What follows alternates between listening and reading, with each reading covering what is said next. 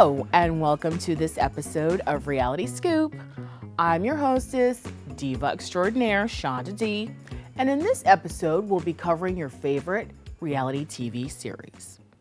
Now, before we get started, I would just like to state the following comments are purely for entertainment value, and I welcome you to send your thoughts and comments to realityscoop1@gmail.com. Now that we've got that out of the way, this week in the Divas Rants, Raves, and Faves, it's all about politics. What's going on in your neck of the woods? I know you're like, who cares? It's just politics and more politics. However, I don't have a preference right now for any particular candidate because they're all crooks. But I will say this, get out and vote. With national elections coming up and the race for state senators heating up, it's important that you exercise your right to make a difference. The one thing that really turns me off are the people who complain but won't even cast their ballot to make a difference. So to those people I say, put up or shut up. Now, today I'm going to be covering the following shows.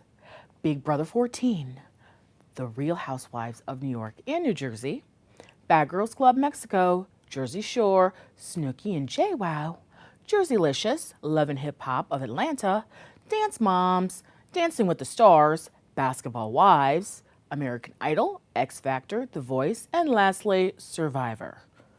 That was a mouthful. So, if you don't know these shows, I'm about to give you an earful, so watch and learn. I'm about to take you on a tour of the ridiculous world of scandalous, entertaining, and sometimes provocative reality TV. First, I would like to explain some of the differences between types of shows, such as docudramas, soap operas, scripted and non-scripted TV. A docudrama is a movie or television reenactment of events based on fact. The term soap opera was given in the 1930s to denote the serialized domestic radio dramas, which by 1940 represented some 90% of all commercially sponsored daytime broadcast hours.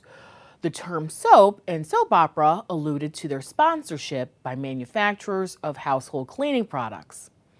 The word opera suggested an ironic incongruity between the domestic narrative, concerns of the daytime serial, and the most elevated of dramatic forms.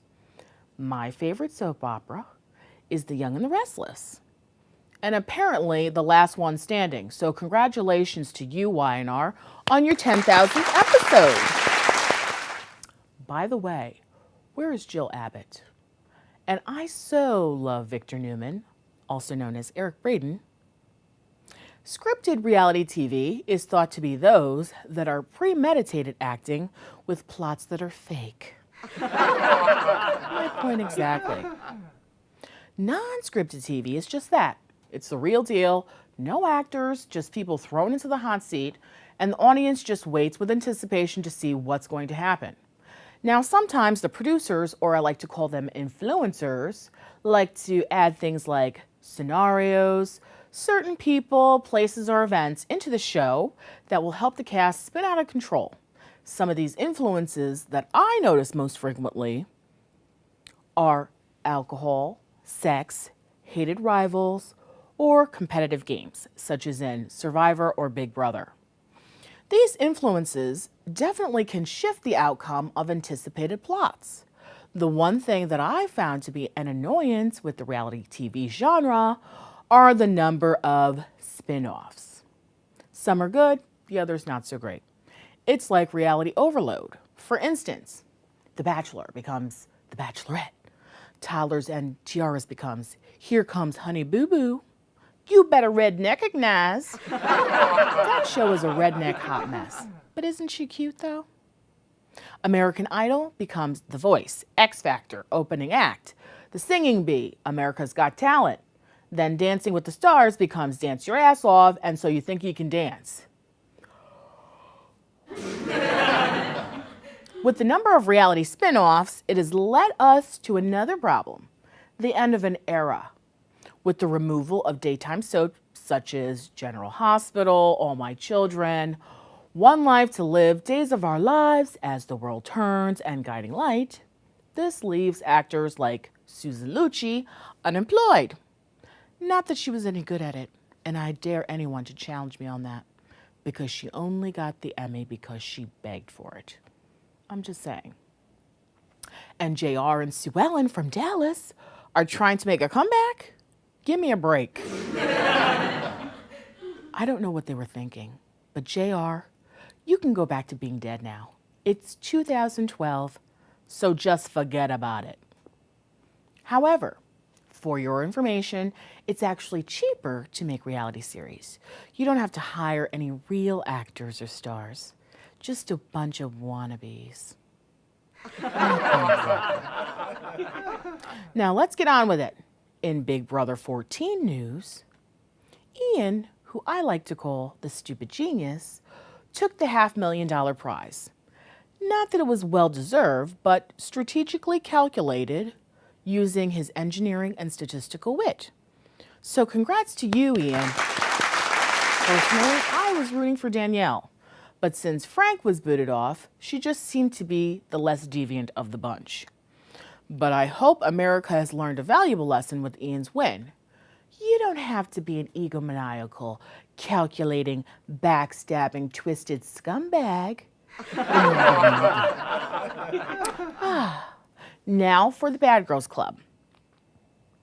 These uninhibited skanks, or as I like to refer to them as tramps gone wild, are consistently influenced by alcohol, which in turn makes for crazy TV. And every time I watch the show, it makes me just want to throw up in my mouth. But I gotta keep on giving you the scoop, so I guess I'm gonna just keep on watching. And if that's the Bad Girls Club, where's the Good Girls Club? Oh yes, here they are. In Jersey Shore news, I'm just sick of Jersey. There's just too much Jersey on TV, and I personally can't take it anymore. And now CBS has a stupid show called Made in Jersey. Why? Do they think sticking the name Jersey in the title is going to make people watch the show? Apparently. Well, good luck, CBS. I give it 1 season. However, thank goodness this is the final season of Jersey Shore. And I really hope Snooki and JWoww will call it quits, because it's just getting out of control. Mike, the situation, is fresh out of rehab. Dina is a sappy crybaby. Sam and Ronnie are still fighting, and Vinny is now celibate? Well, that's refreshing. But first, I would like to introduce you to the real stars of the show. I think Snooki forgot that last one, so congratulations to her and Gianni on their newest bundle of joy. And now that Snooki, aka Nicole Polizzi, and Gianni Lavalli had their baby boy, Lorenzo, JWoww and Roger, JWoww, also known as Jenny Farley, and her boyfriend Roger decided to get engaged. Why? All they did during the show, called Snooki and JWoww, was fight all the time. I think that this is a clear case of anything you can do, I can do better. So this is definitely some kind of strategic move. What reason? Is there going to be a double wedding? Did I hear the word spin-off? In Jerseylicious news, the plot thickens as it was revealed during the reunion that Olivia and Mikey supposedly broke up, but then they were pretending to be together during the show in order to enhance the storyline. I wonder who could have started that rumor. Meanwhile, Tracy got engaged, and some are speculating, in particular Olivia, what a surprise, that this is just a ploy to get spin-off. Imagine that. And now Alexa Prisco, formerly Alexa Duda, what a name, Duda, is spinning into the glam fairy zone on the Style Network. And the rest of the characters on this show are just too boring to talk about. Meanwhile, the Real Housewives of New Jersey are heating up in the finale, where everyone seems to turn on Teresa Giudice because she insists that everyone is trying to set her up. OMG, lady, are you serious? If anything, Sonia Morgan, former wife of the grandson of J.P. Morgan, should be saying the same thing. Take a look. Girl, you've clearly been set up. And congratulations are in order to Real Housewives of Atlanta stars Nene Leakes, who landed a token part on the show The New Normal, and Kim Zolciak-Biermann, who has just recently had her 4th child and is promoting her new line of wine called Viva Diva. And she's not the only one promoting a new adult beverage. Ramona Singer from Real Housewives of New York and Teresa Giudice from Real Housewives of New Jersey is promoting her line, Fabellini. Then there's Nora from Mob Wives of Chicago, who's dedicating her new line of winery to her deceased father. So is there anyone else who wants to jump on this alcoholic train?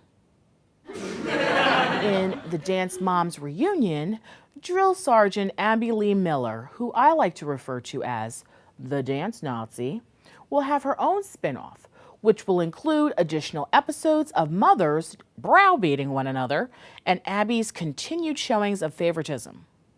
Will it be Maddie again this year? Or will Chloe's mother finally have her chance to stop being a crybaby and have her child be the reigning dancing queen? The show, called Abby's Ultimate Dance, won't be featuring any of Abby's personal dance moves because this lady personally can't even pick up her own 2 feet. Oh boy, that's sure to be a killer. I can't wait. During the Love and Hip Hop of Atlanta reunion fiasco, it has been revealed there will undoubtedly be a 2nd season. I'm a fan because, unlike our friends the Kardashians, these ladies actually have some talent. However, these ladies know no boundaries when it comes to crazy behavior. And with Lil Scrappy now in jail, they will have to find a character that actually likes being on the outside. VH1 is loving the series so much, they've decided to give Chrissy and Jim Jones from Love and Hip Hop of New York their own show called Chrissy and Mr. Jones. They couldn't have been more original with the title, don't you think? In Dancing with the Stars, the first star ousted was blonde bombshell Pamela Anderson. And personally, this show is a last-ditch effort to make or break a career. And since Pam is so 2002, it looks like she'll no longer be a heartthrob, just a washed-up Baywatch beauty, and it's time to move on. So next victim, Bristol Palin. In American Idol news, Mariah Carey and Nicki Minaj just can't seem to squelch their rivalry. It was reported that when Mariah was originally contacted with the news about Nicki being on the show, she did what any spoiled brat would do. She promptly hung up the phone. Ouch. Ladies, does anyone really care about you? It's about the contestants, so take a chill pill and get paid to do something you're not used to doing. Thinking and caring about the lives of the talented underlings. With the X Factor, it looks like Britney Spears has done it again, but this time with the help of a more softer, gentler Simon Cowell, who has propelled her career back into the stratosphere. So much so that the fans don't even notice Demi Lovato, who was also a former It Girl from Disney. But it looks like the Mickey Mouse Club Mouseketeers win again. Sorry, Demi. I guess Camp Rock just doesn't rock. And what can I say about The Voice? Xtina Aguilera has been wearing out her Halloween costume. Skanktacular, Christina. And it looks like even CeeLo Green and his silly little bird can't even top that one. And the other 2 judges are just too normal to even get noticed. In Survivor Philippines, Lisa Whelchel, also known as Blair from the 1980s hit sitcom Facts of Life, felt she just couldn't fit in with the other contestants. Well, was it because they didn't smother you with compliments or tell you how pretty you are? Listen to me, Lisa. It's 2012. And half the contestants weren't even born when your show was on the air. So deal with it. We can already see who clearly can't outlast this one. And finally, before we go, I just want to mention, on a positive note, my heartfelt sympathy goes out to Evelyn Lozada from Basketball Wives. She's soon to be the former wife of pro football player Chad Ochocinco, who encountered a domestic violence situation after just 41 days of marriage. Aha! Kim Kardashian, top that! She appeared recently on the show of Oprah's mentor, Iyanla Vanzant's new show called Iyanla Fix My Life, which premiered earlier this fall on the Oprah Winfrey Network. When asked by Iyanla what she was afraid of, Evelyn told her, "I'm afraid of not being loved." Well, just for the record, Evelyn, on behalf of myself and many others, I wish you the very best with your situation.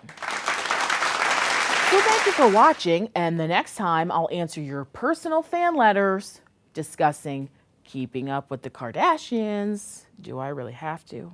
Here comes Honey Boo Boo, You Better Recognize, Dancing with the Stars, Bye-Bye Bristol Palin, Dance Moms or Dance Nazis, Jersey Shore Whores, Survivor, and much, much more. And I'll have some great celebrity fashion trends. So for more Reality Scoop, please tune into my weekly internet radio podcast every Wednesday night at 11 p.m. Eastern Time on Blog Talk Radio. It's under Reality Scoop. You can also visit my blog and Facebook page and like me on Reality Scoop. So send your comments and questions via email at realityscoop1@gmail.com or tweet me at DivaShondaD, and make sure you get all the corresponding website information at the end of the show. I'm going to leave you with this to think about. Why do people think it's worth it to exploit themselves and their loved ones on reality TV? Until next time, I'm Diva Extraordinaire Shonda D. Take care, and I'm out.